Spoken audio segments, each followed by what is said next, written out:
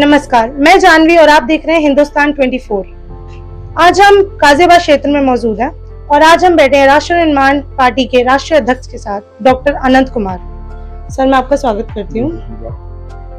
Sir, आपने IPS बन के अपनी पूरी जिंदगी बिताई है, तो अब आप राजनीति में क्यों कदम रखना चाहते हैं? देखिए जी, मैंने अनुभव किया कि आम आदमी की समस्याएं, चाहे पहले की सरकारें थी चाहे वर्तमान सरकार है, उन समस्याओं का समाधान नहीं होता, जिंदगी निकल जाती है।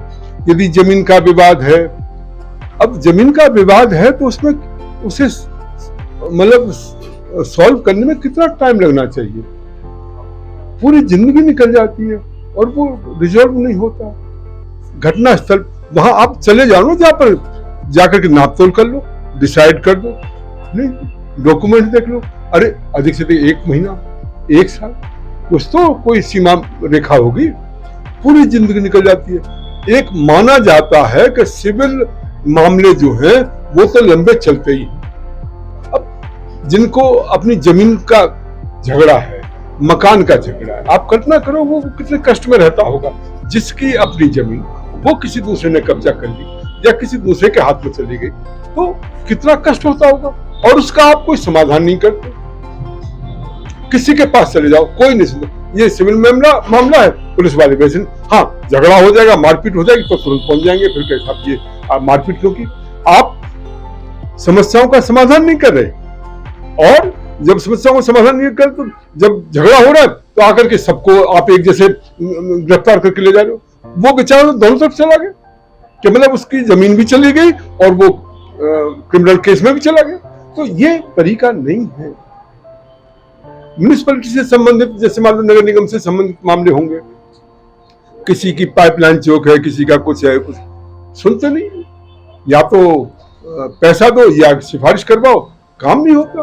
तो इसलिए, पर एक बात मैं जानता हूं कि ये समस्याओं का समाधान राज सत्ता ही कर सकती है, हम नहीं कर सकते अलग से बैठ के, राज सत्ता कर सकती है। राज सत्ता बहुत इंपॉर्टेंट होती है। तो इसलिए मेरा मन बना कि भाई यदि राज सत्ता से ही इस समस्याओं का समाधान होना है तो वहां पहुंचा जाए, और आम जनता जो परेशान हो रही है उसकी समस्याओं का समाधान करने का रास्ता ढूंढा जाए।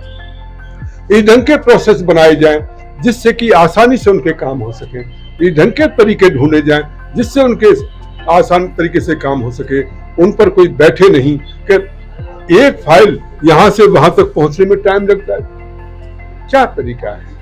और इतने वर्ष हो गए, सभी आते साहब हमने कंप्यूटराइजेशन कर दिया, ये कर दिया, पर वो ओरिजिनल समस्या जो है वो ज्यों की त्यों है, क्योंकि आपकी समस्या का समाधान नहीं है। तो इसलिए मैंने विचार किया कि हमें आना चाहिए और इसमें कंट्रीब्यूट करना चाहिए, किस ढंग से आम जनता की समस्या आसानी तरीके से रिजॉल्व हो सकती हैं और किस ढंग से उस ढंग के प्रोसेस बनाए जा सकते हैं।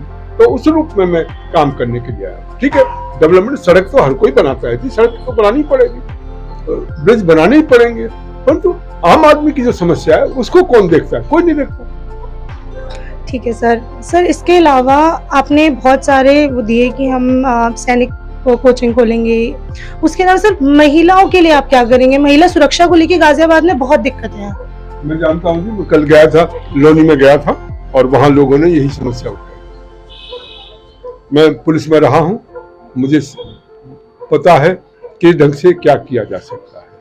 निश्चित रूप से पुलिस के जो वरिष्ठ अधिकारी हैं उनके कोऑर्डिनेशन के साथ, या प्रशासनिक अधिकारी हैं उनके कोऑर्डिनेशन के साथ इस समस्या पर के समाधान के लिए हम काम करेंगे, जिससे कि महिलाओं को सुरक्षा मिल सके और वो बिना किसी भय के अपना जो भी काम है वो कर सके। धन्यवाद सर।